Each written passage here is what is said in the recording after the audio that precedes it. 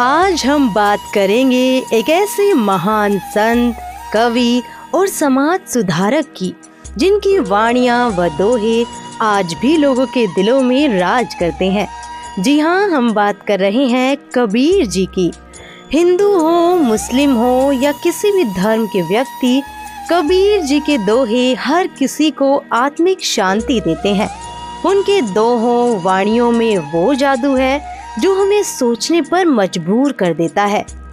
जिनका शिशु रूप में अवतरण आज से लगभग 600 साल पहले भारत की पवित्र भूमि और आध्यात्मिक शिक्षा का केंद्र माने जाने वाले काशी के लहरतारा तालाब में एक विकसित कमल के फूल पर सन 1398 विक्रमी संवत 1455 ज्येष्ठ मास की पूर्णिमा को हुआ था, जो इस धरा पर 120 वर्ष तक रहे तथा उस समय जब पाखंड तथा धार्मिक कट्टरता अपने चरम पर थी।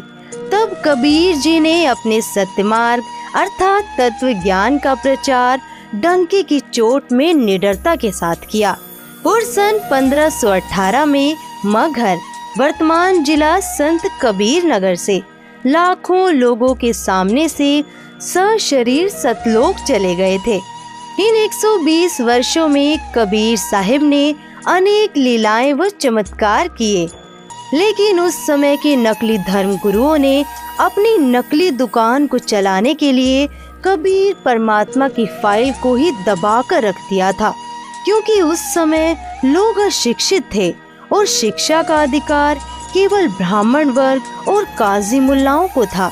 लेकिन संत रामपाल जी महाराज ने वर्तमान समय में चारों वेदों, गीता, सूक्ष्म वेद आदि सर्व धर्म ग्रंथों से प्रमाणित करते हुए कबीर साहिब के चमत्कारों का रहस्य हम सभी के सामने पुनः उजागर किया है।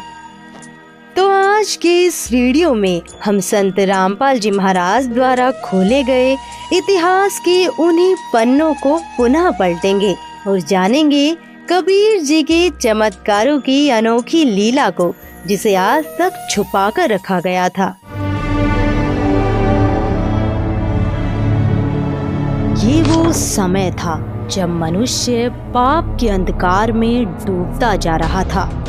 एक और थी काशी, जहाँ धर्म का अर्थ केवल कर्म कांड, जात पात और मूर्ति पूजन रह गया था, जहाँ शास्त्रों को केवल ब्राह्मण पढ़ सकते थे और छोटी जाति वालों को तो शिक्षा तक का अधिकार नहीं था। वे पवित्र शास्त्रों को पढ़ना तो दूर छू भी नहीं सकते थे, जहाँ भक्ति नहीं पाखंड का बोलबाला था।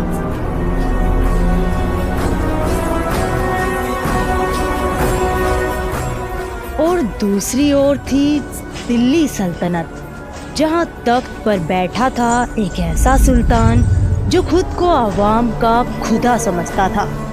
नाम था सिकंदर लोधी, एक ऐसा शासक जिसके हुक्म से मजहब तय होता था और शमशीर के बल पर खुदा का नाम फैलाया जाता था।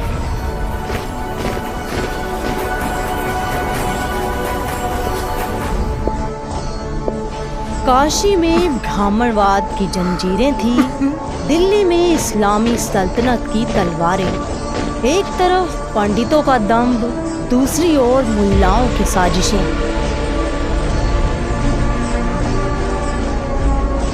लेकिन जब पूरा समाज धर्म के नाम पर भ्रमित हो जाए, जब ईश्वर का नाम सिर्फ कुछ वर्गों की जागीर बन जाए, तब स्वयं परमेश्वर अधर्म का नाश करने और धर्म को बचाने इस धरा पर अवतरित होते हैं।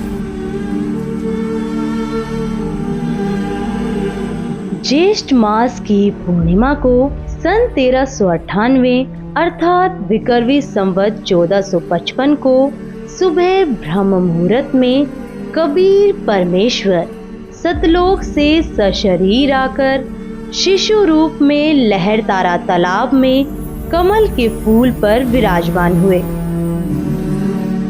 जिस कार्य को करने के लिए परमात्मा इस धरा पर अवतरित होते हैं, उसे वह बचपन से ही शुरू कर देता है। वह कार्य है तत्व ज्ञान। ना मेरा जन्म ना गर्भ बसेरा, बालक बन दिखलाया। काशी नगर जल कमल पे डेरा, तहाँ जुलाहे न पाया। मात पिता मेरे कछुनाही, ना मेरे घर दासी। जुल्हे का सुत आन कहाया, जगत करे मेरी हासी।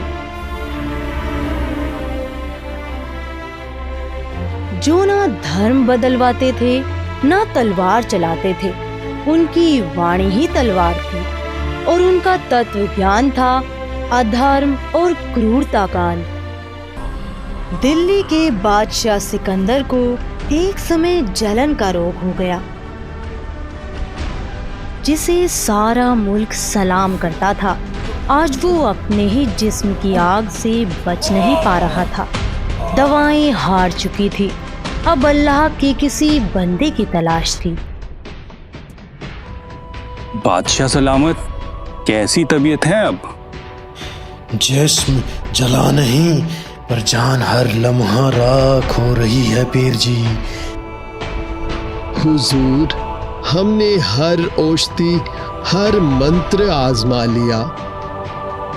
बादशाह, कुरान की तिलावत भी करवाई गई, मगर कोई राहत नहीं मिली। हमने हर नुस्खा आजमा लिया, अब दवा नहीं, शायद दुआ ही असर कर दे।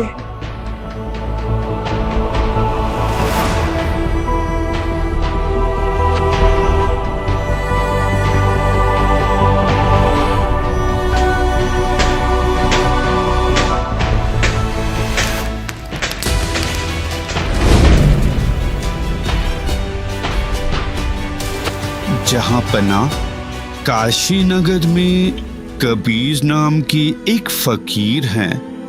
लोग कहते हैं मुर्दे तक बोल उठते हैं उनके कर्म से। कबीर, कहीं ये वो तो नहीं जिसने मरी हुई गाय को जिंदा किया था?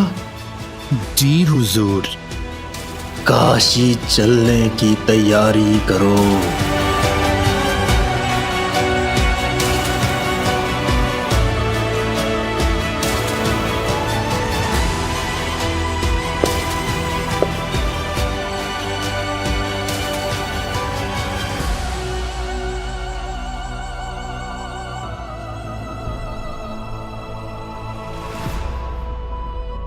हजारों फौजें साथ थी, परंतु सिकंदर के भीतर सिर्फ एक सन्नाटा था। जीवन और मृत्यु के बीच वह एक अनजानी उम्मीद के पीछे बढ़ रहा था। बादशाह सलामत, कृपया भोजन स्वीकार करें। तेरी खातिरदारी लाजवाब है वीर देव, मगर इस जलन ने सब लुत्फ छीन लिया है। ना नींद ना राहत, बस ये जलन हर पल निकलती जा रही है। सब कुछ आजमा लिया, अब तो मौत ही आखिरी मरहम लगती है। सुना है यहाँ कोई कबीर नाम के महापुरुष हैं? जहांपना, आप अब सही चौखट पर हैं। कबीर साहिब केवल संत नहीं हैं, वे स्वयं साक्षात परमेश्वर हैं। यदि उनकी कृपा दृष्टि हो गई तो आपका रोग पूर्णतः ठीक हो जाएगा। तो बुलाओ उन्हें अभी की अभी वीरदेव। आपकी आज्ञा सिर माथे बादशाह सलामत, पर एक विनती है आपसे। बेशक, कहो। कहते हैं संत जनों को बुलाया नहीं जाता, उनके द्वार पर सिर नवाया जाता है। यदि वो पधार भी गए और कृपा दृष्टि न हुई तो उनका आगमन भी निष्फल ही ठहरेगा। बाकी आपकी इच्छा शहंशाह। इंशाअल्लाह राहत अगर उसी दर पे है तो मैं खुद चलूंगा। शाम ढल रही थी। काशी की गलियां धीरे धीरे मौन में डूब रही थी। वीरदेव सिंह जानता था यही वो वेला है जब स्वयं परमेश्वर कबीर जी अपने औपचारिक गुरु स्वामी रामानंद जी के आश्रम में प्रतिदिन आरती करने के लिए आते थे।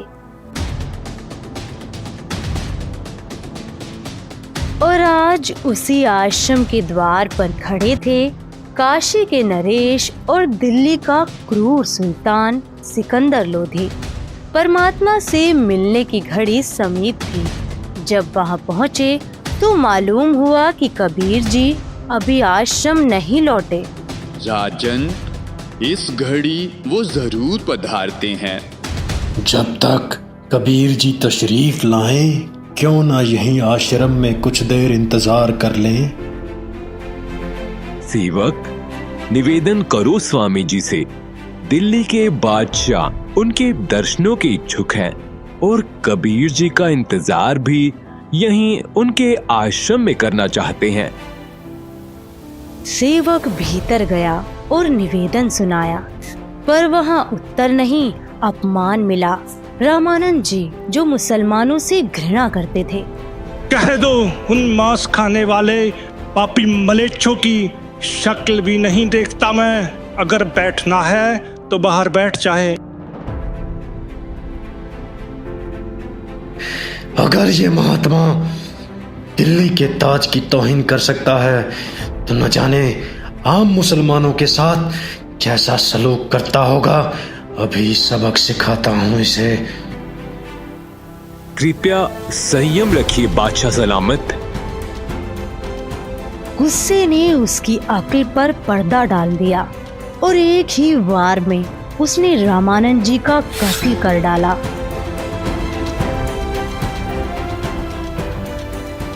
ये क्या कर डाला आपने हुजूर?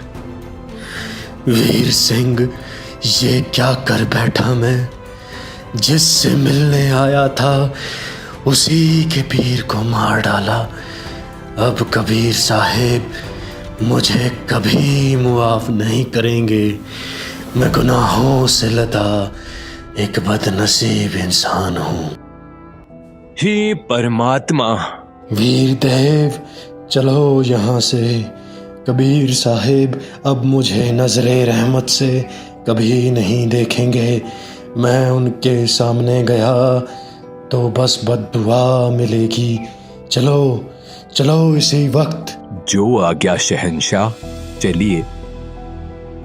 बादशाह, मेरे गुरुदेव कबीर जी आ रहे हैं। जैसे ही कबीर साहिब जी करीब आए, वीर सिंह ने जमीन पर लेटकर दंडवत प्रणाम किया और सिकंदर भी खौफ और अदब के साथ उनके कदमों में झुक गया। दो बादशाह आज इस फकीर के दर पे कैसे आए हैं? मुझ गरीब को कैसे दर्शन दिए? कबीर जी ने अभी तो दस्ते करम उठाया भी न था और सिकंदर की सालों पुरानी जलन यूं मिट गई जैसे कभी थी ही नहीं। उसकी आंखें भर आई, पर इस बार दर्द से नहीं, रहमत से। या अल्लाह, रहम कर। मैं निहायती नीच हूँ, माफी का तलबगार हूँ। दिल्ली का बादशाह सिकंदर आज एक फकीर के कदमों में गिरा पड़ा था और बस रोए जा रहा था। क्या बात है बादशाह? हुजूर, मैंने वो जुर्म कर डाला है जिसे खुदा भी मुआफ नहीं करेगा। जिस रोग से निजात मांगने आया था वो तो आपके करम से मिट गया, पर अब इस गुनाह से कैसे निकलूं? माफ किया तुझे, अब बता क्या हुआ? क्या वाकई मुआफ कर दिया आपने? हाँ बिल्कुल, माफ किया। अब बता तेरे दिल में क्या बोझ है? मैंने गुस्से में आकर आपके पीर स्वामी रामानंद का सर कलम कर दिया। पर कबीर जी की आंखों में न गुस्सा था न शिकायत, बस करुणा का सागर था। जो हुआ मालिक की मर्जी से हुआ, लेकिन आप उनका अंतिम संस्कार करवा कर ही जाना, वरना निंदा के पात्र बन जाओगे।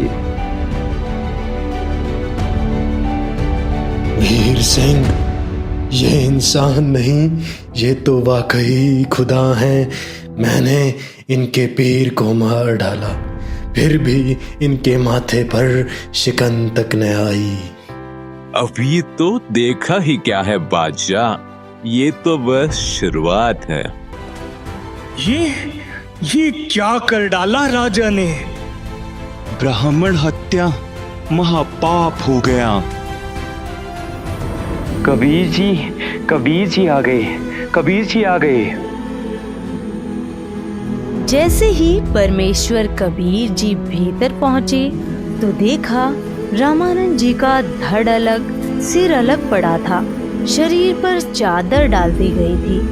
हे कबीर जी, सिकंदर ने अपने गुरुदेव की हत्या कर दी। अरे नादानो, जिसके कर्मों में जो लिखा हो वो तो उसी के हाथों पूर्ण होता है। अरे ये तो दोबारा लौट आया। कबीर जी ने अपने गुरुदेव के मृत शरीर को दंडवत प्रणाम किया और चरण छुए। उठिए गुरुदेव, दिल्ली के बादशाह आपके दर्शनार्थ आए हैं। दूसरी बार पुकारा और सिर धड़ से यूं जुड़ गया जैसे कभी जुदा ही न था। स्वामी रामानंद जी फिर से जिंदा हो उठे, लेकिन देह से जो निकला वो सिर्फ खून नहीं था, आधा खून आधा दूध। हे परमात्मा, ये कैसा संकेत है? स्वामी जी, अभी तक आप हिंदू और मुसलमानों को दो समझते हो, इसलिए आधा दूध और आधा खून निकला है। आप अन्य जाति वालों को तो अपना साथी समझ चुके हो। यह जीव सब एक है। आप तो जाने जान हो, आप तो लीला कर रहे हो। जिसके बाद कबीर जी ने बताया, कबीर अलख इलाही एक है, नाम धराया दोय। कहे कबीर दो नाम सुनी, भरम परो मति कोय। कबीर राम रहीमा एक है, नाम धराया दोय। कहे कबीर दो नाम सुनी, भरम परो मति कोय।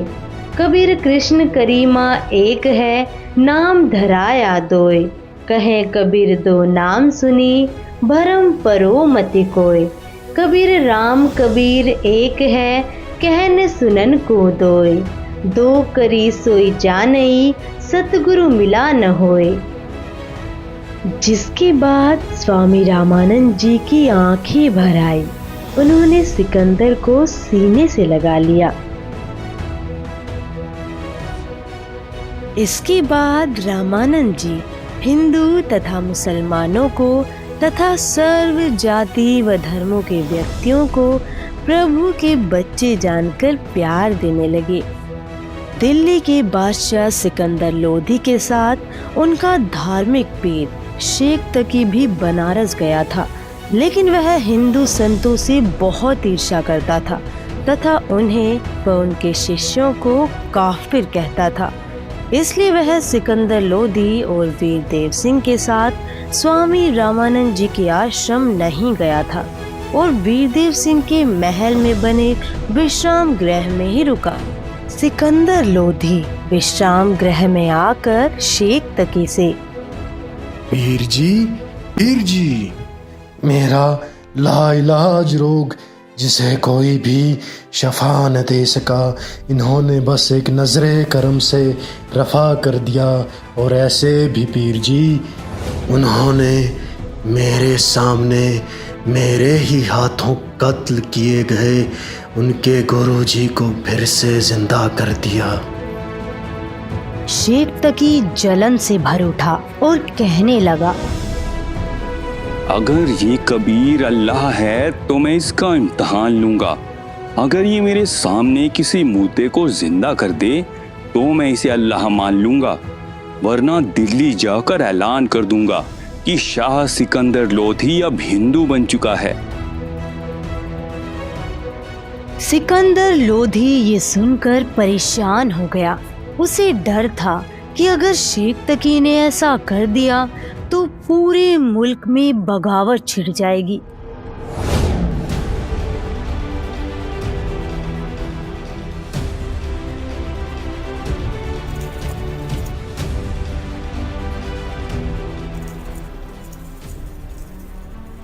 दिल्ली के बादशाह सिकंदर लोधी ने कबीर साहिब जी से इल्म हासिल किया और अदब से अर्ज की कि हुजूर मेरे साथ दिल्ली चलिए।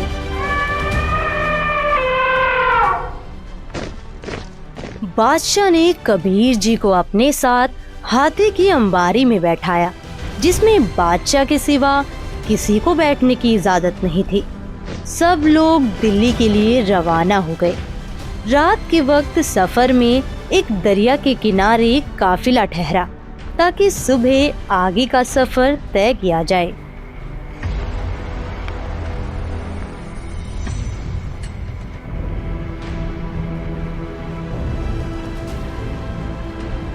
शेख तकी बादशाह सिकंदर से बेरुखी से पेश आ रहा था।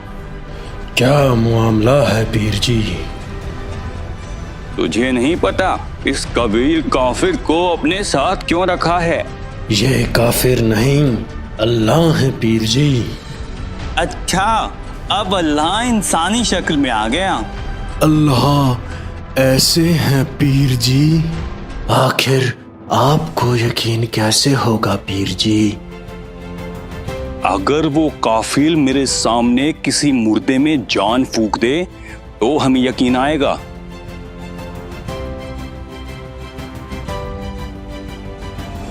जाओ कह दो उससे कि कोई मुर्दा ले आए।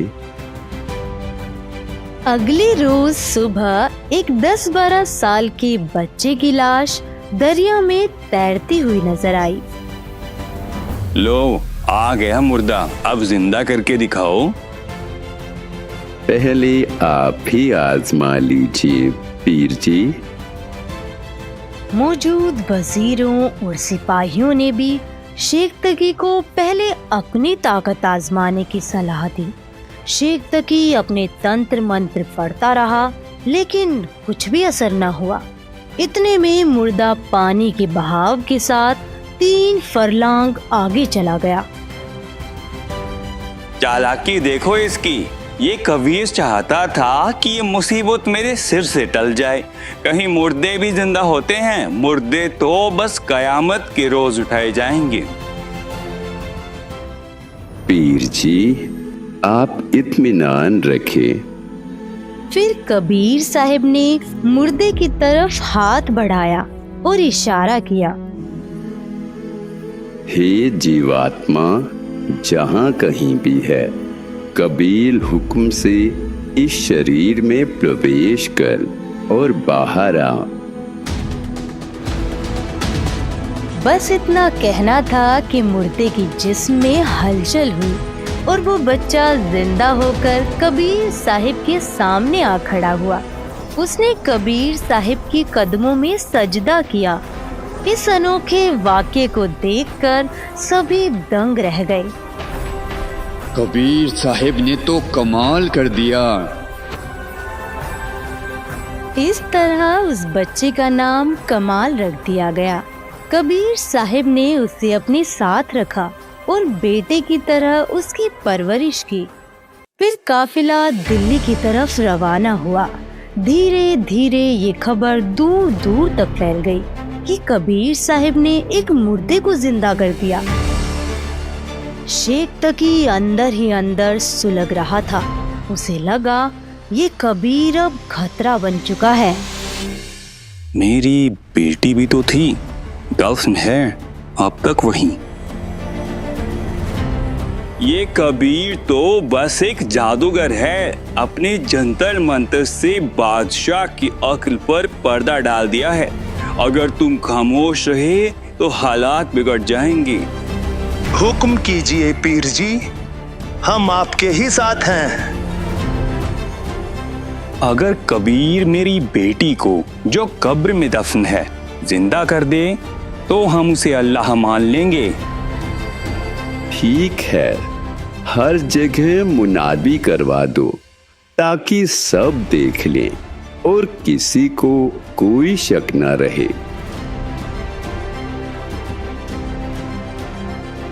सुनो सुनो सुनो, बादशाह का हुक्म हुआ है। 3 रोज बाद कबीर जी पीर शेख तकी की 13 बरस की बेटी जो कब्र में दफन है उसे जिंदा करेंगे। सभी इस करामात को देखने जरूर पहुंचें। ये वही पीर है ना जिसने बादशाह के जलन वाले मर्ज को एकदम खत्म कर दिया था? हाँ, और सुना है एक मुर्दा भी जिंदा कर दिया था उसने। अरे फिर तो चलना ही पड़ेगा भाई, देखें तो सही कौन सी करामात है इस पीर में।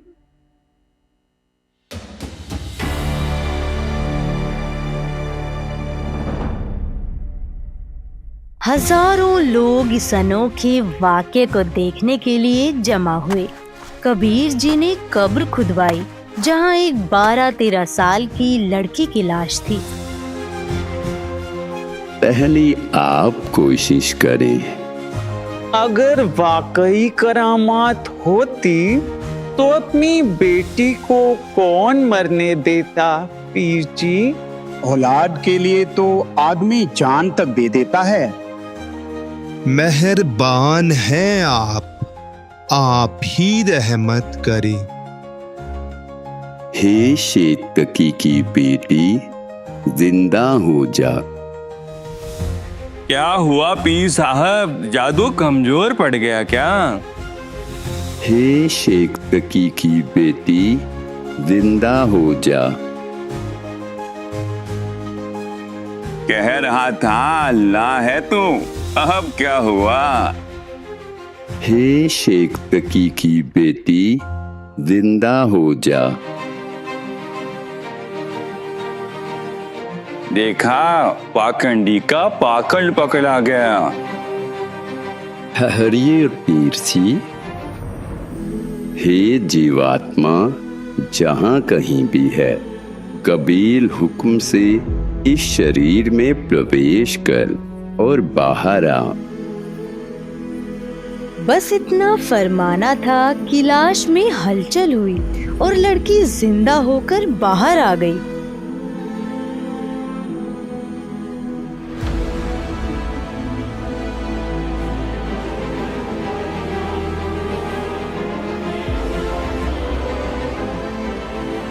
उसने दौड़कर कबीर साहिब जी के कदमों में सजदा किया।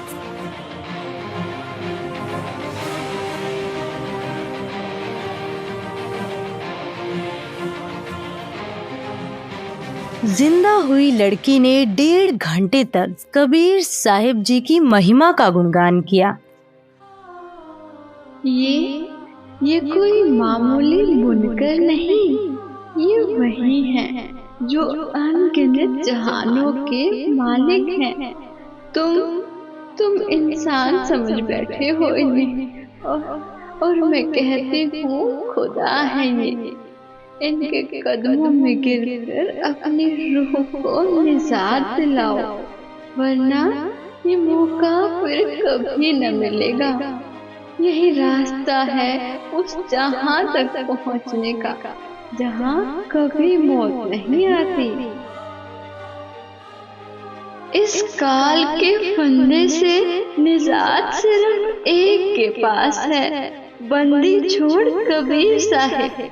ना व्रत, ना रोजा, ना तीर्थ, ना इबादत, कुछ भी नहीं छुड़ा सका मुझे उस अजाब से। मैं भटकी, बहुत भटकी। इबादत नहीं थी, बस सिखावा था, और हर जन सजा बन गया। बेटी, अब जाओ अपने पिता के पास। मेरे असली वालिद तो आप हैं। इसने तो मुझे जमीन में दफन कर दिया था। अब इसका और मेरा हिसाब बराबर हो चुका है। कबीर साहिब ने तो एक बार फिर कमाल कर दिखाया। सच कहीं ये कोई इंसान नहीं, खुदा है। कब्र से जिंदा उठा दिया। ऐसी करामात तो सुनी भी न थी कभी। कबीर परमेश्वर ने लड़की का नाम कमाली रखा और उसे अपनी बेटी की तरह अपनाया। उन्होंने उसे नाम दीक्षा दी और हजारों लोगों ने उसी वक्त कबीर जी से उपदेश ग्रहण किया। अब तो मेरी तमाम इज्जत मिट्टी में मिल गई। शेख तकी ने देखा कि कबीर साहिब जी की शान दिन ब दिन और भी बढ़ रही है, मगर उसकी ईर्ष्या कम नहीं हुई। हर हाल में वो यही चाहता था कि कबीर साहिब को कैसे नीचा दिखाया जाए। इतनी बड़ी करामात देखने के बावजूद भी उसकी आंखें नहीं खुली। खुदा सामने खड़े थे, मगर गुरूर और हसद की चादर ने उसकी आंखों पर पर्दा डाल रखा था। कुछ दिनों बाद शेख तकी ने फिर से मुसलमानों को इकट्ठा किया और ऊंचे स्वर में ऐलान किया, ये कबीर कोई जादूगर है, हम इसका एक और इम्तिहान लेंगे।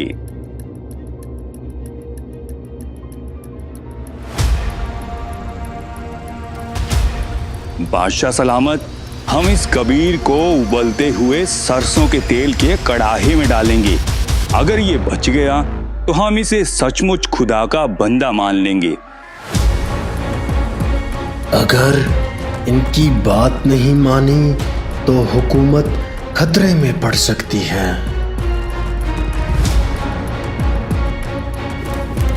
ठीक है, कह दो उन्हें, तेल गरम कर लेंगे। शेख तकी ने मोटी मोटी लकड़ियां लगाकर तेल की कड़ाहे को बहुत उबाल दिया और कबीर परमेश्वर को उठाकर उसमें डालने का हुक्म दिया। पीर जी, ये तकलीफ भी क्यों कर रही हो? मैं खुद ही बैठ जाऊंगा।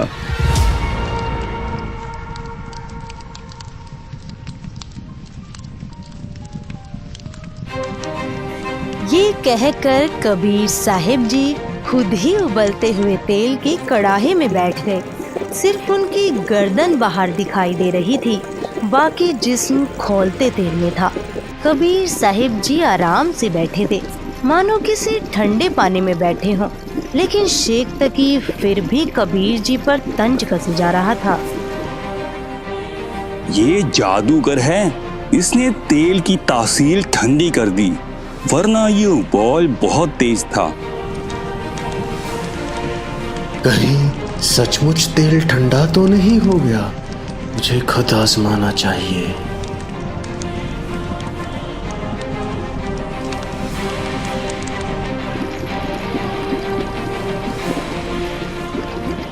बादशाह, उंगली मत डालना, ये इतना गर्म है कि उंगली गायब हो जाएगी। परंतु सिकंदर बादशाह नहीं माना। सोचा कि जब कबीर साहिब जी तेल में बैठे हैं तो तुझे क्या होगा, और फिर मना करते करते उबलते हुए तेल में उंगली डाल दी। जितनी उंगली तेल में गई थी उतनी ही कटकर अलग हो गई और बादशाह दर्द के मारे बेहोश हो गया।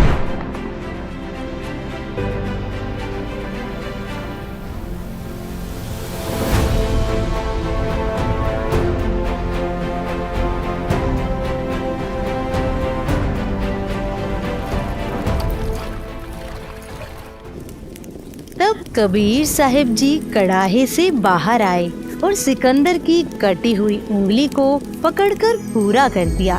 जैसे ही उंगली सही हुई, सिकंदर होश में आ गया। सिकंदर लोधी फौरन कबीर साहिब जी के कदमों में गिर पड़ा और क्षमा याचना करने लगा। हे अल्लाह के सच्चे नुमाइंदे, मुझे मुआफ कर दीजिए, मैं आपकी अजमत को ना पहचान सका। बादशाह, आपका कसूर नहीं है। काल नहीं चाहता कि मेरे बच्चे मुझे पहचान लें।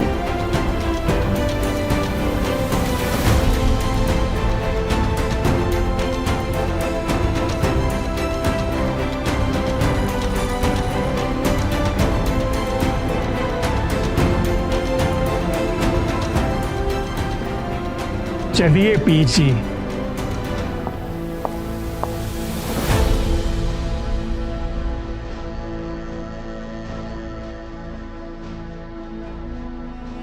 हुजूर, ये शेख तकी मानने को तैयार नहीं है।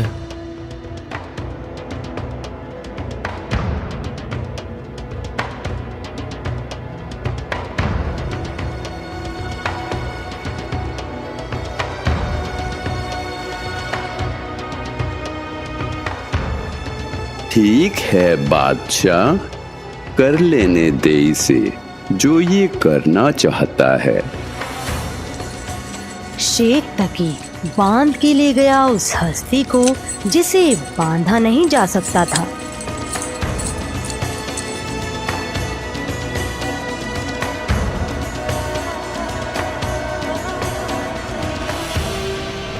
फिर डाल दिया उसे गहरे कुएं में, जहां न रोशनी पहुंची थी, न ही इंसानियत कभी उतरी थी। ऊपर से भर दिया 150 फुट तक, जैसे खुदा को मिट्टी में छुपाया जा सकता हो। और फिर चला गया सिकंदर के पास, धोकर अपना मुंह और वही दागदार इरादा। बादशाह, कर दिया तेरे शेर को खत्म। इतनी मिट्टी डाल दी है उस पर, हवा भी नहीं पहुंच पाएगी वहां। पीर जी, आप किसकी बात कर रहे हैं? तेरे पीर कबीर की। आज हमने उसे खत्म कर दिया। पीर जी, परमेश्वर कबीर जी तो अभी अभी मेरे हुजरे में थे, वे तो कहीं गए ही नहीं। शेख तकी भागता हुआ अंदर गया और देखा परमेश्वर कबीर जी अपने आसन पर इत्मीनान से बैठे थे। यह देखकर वो सन्न रह गया। परमात्मा के ऐसे करामात देखकर हजारों लोग सच्ची इबादत की तरफ आ गए, मगर शेख तकी फिर भी हकीकत कबूल करने को तैयार न था। उसके लिए बेहतर यही था कि वो अपने गुरूर को छोड़कर कबीर साहिब जी के कदमों में गिरकर तौबा करता, मगर उसने अपनी मान बढ़ाई में डूबकर और भी ईर्ष्या पैदा कर ली। जब कबीर साहिब जी काशी लौटे तो उसकी जलन और भी बढ़ गई। ये कबीर किसी भी तरह मर ही नहीं रहा, आखिर कैसे खत्म करूं इसे? नफरत अब हद पार कर चुकी थी और एक रात वो कुछ गुंडे लेकर निकला कबीर जी की झोपड़ी की तरफ।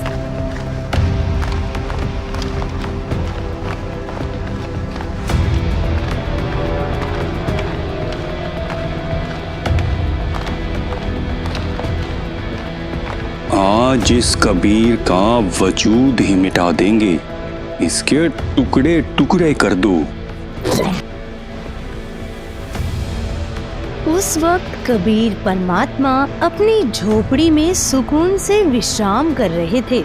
शेख तकी के इशारे पर गुंडों ने अपनी तलवारें निकाली और बेरहमी से कबीर साहिब पर वार करने लगे। देखते ही देखते उन्होंने उनके जिस्म के टुकड़े टुकड़े कर दिए। जब ये यकीन हो गया कि अब कबीर नहीं बचा, तो वे झोपड़ी से बाहर निकलने लगे।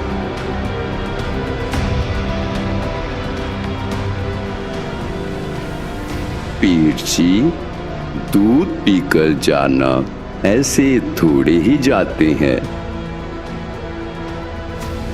ये आवाज सुनते ही शेख तकी और उसके गुंडों के रोंगटे खड़े हो गए।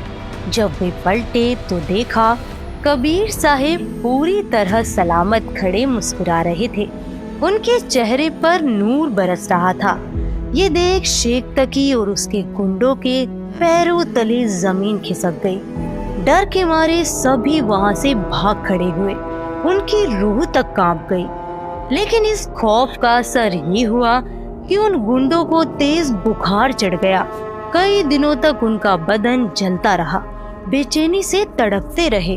तब खुद कबीर परमेश्वर उनकी मदद के लिए पहुंचे। उनके सिर पर आशीर्वाद भरा हाथ रखा। बेवकूफों, ये पीर तुम्हें मरवा कर छोड़ेगा। ये तुम्हें गुमराह कर रहा है। कबीर परमेश्वर की वाणी में इतनी शक्ति थी कि उनके वचन सीधे उन गुंडों के हृदय में उतर गए। उनका बुखार शांत हुआ और उनकी आंखों से पर्दा उठने लगा। उन्होंने अपनी गलतियों के लिए क्षमा मांगी और उसी क्षण से परमेश्वर कबीर के चरणों में स्वयं को समर्पित कर दिया।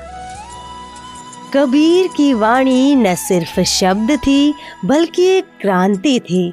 उन्होंने न धर्म बदला न तलवार उठाई, बस सत्य का दीप जलाया जो सदियों तक रोशन रहा। शेख तकी का गुरूर टूटा पर उसकी आंखें न खुली। शेख तकी का अहंकार और ईर्ष्या उसे सत्य से दूर करती चली गई। परमेश्वर कबीर ने बार बार उसे अवसर दिए, उसे सत्य का मार्ग दिखाया, लेकिन शेख तकी अपने अंधकार में ही लिप्त रहा। उसने कभी यह स्वीकार नहीं किया कि जिस परम सत्ता को वह चुनौती दे रहा था वह स्वयं अल्लाह है। लेकिन हजारों दिलों में कबीर का संदेश गूंज उठा। न हिंदू न मुसलमान, बस इंसानियत का एक रास्ता। उनके उपदेशों ने काशी से दिल्ली तक और दिल्ली से सारे जहां तक सत्य की गंगा बहा दी। कबीर साहिब की महिमा और उनके चमत्कार दूर दूर तक फैलते रहे। आम जनता से लेकर बड़े बड़े शासक तक सभी ने उनकी शक्ति और उनके ज्ञान को नमन किया। उन्होंने न केवल बीमारों को ठीक किया, मुर्दों को जीवन दिया, बल्कि धर्म के नाम पर फैले पाखंड और अत्याचार को भी समाप्त किया। कबीर परमेश्वर ने दिखाया कि सत्य को न जंजीरें बांध सकती हैं, न मृत्यु डरा सकती है। कबीर साहिब ने समाज को एक ऐसा मार्ग दिखाया जहां प्रेम, समानता और सत्य सर्वोपरि थे। उनकी वाणी ने युगों युगों तक मानव जाति को प्रेरित किया और आज भी उनके संदेश हमें सही राह दिखाते हैं। कबीरा खड़ा बाजार में सबकी मांगे खैर। कबीरा खड़ा बाजार में सबकी मांगे खैर। ना कहूँ से दोस्ती ना कहूँ से बैर, कबीरा ना कहूँ से बैर। आज भी कबीर की वाणी हर उस दिल में गूंजती है जो सत्य की खोज में है। वो न सिर्फ एक संत थे, वो थे सतलोक के संदेशवाहक। वो थे स्वयं परमेश्वर जिन्होंने अपनी वाणी और अपने चमत्कारों से यह सिद्ध किया कि ईश्वर की शक्ति सर्वव्यापी है और प्रेम ही सबसे बड़ा धर्म है। और आज कबीर परमेश्वर के अवतार संत रामपाल जी महाराज भी समाज को ऐसा ही मार्ग दिखा रहे हैं जहां प्रेम, समानता और सत्य सर्वोपरि है। उनका नारा है, जीव हमारी जाति है, मानव धर्म हमारा। हिंदू, मुस्लिम, सिख, ईसाई धर्म नहीं कोई न्यारा। संत रामपाल जी महाराज कबीर साहिब के मार्ग को अनुसरण करते हुए धार्मिक पाखंडों, जात पात, धार्मिक भेदभाव को तत्व ज्ञान से समाप्त कर रहे हैं। लेकिन जिस तरह करीब 600 वर्ष पहले कर्मकांडी ब्राह्मणों और काजियों ने आवाम को गुमराह कर कबीर साहिब के ऊपर अनेक सितम ढाए थे, जिसे अभी आपने वीडियो में देखा, ठीक उसी तरह आज के नकली धर्मगुरुओं द्वारा संत रामपाल जी महाराज के तत्व ज्ञान को रोकने का नाकाम प्रयास किया जा रहा है, जिसके कारण संत रामपाल जी महाराज को सन 1995 से आज तक संघर्ष का सामना करना पड़ रहा है। इस विषय में कबीर साहिब ने स्वयं भी कहा है, जो मम संत सत्य उपदेश दृढ़ावे, बाकी संग सब राड बढ़ावे। या सब संत महंतन की करनी, धर्मदास में तो सेवरणी। जिस तरह कबीर साहिब के तत्व ज्ञान को ये नकली धर्म गुरु 600 वर्ष पहले नहीं रोक सके थे, आज उसी तरह कबीर साहिब के अवतार संत रामपाल जी महाराज के तत्व ज्ञान को भी ये नकली धर्म गुरु नहीं रोक सकते, क्योंकि सत्य को कुछ समय छुपाया तो जा सकता है, लेकिन उसे मिटाया नहीं जा सकता। इसी तरह संत रामपाल जी महाराज के तत्व ज्ञान का सूरज दुनिया जहां में बहुत तेजी से फैल रहा है, उन्होंने ही कबीर साहिब के छुपा दिए गए इतिहास को सभी धर्मशास्त्रों से प्रमाणित करते हुए उजागर किया है। अतः आप सभी से निवेदन है कि कबीर साहिब के स्वरूप संत रामपाल जी महाराज को पहचाने, उनके तत्व ज्ञान को सुने तथा उनसे आदि सनातनी शास्त्र अनुकूल भक्ति प्राप्त करके अपने मानव जीवन का कल्याण करवाएं। धन्यवाद।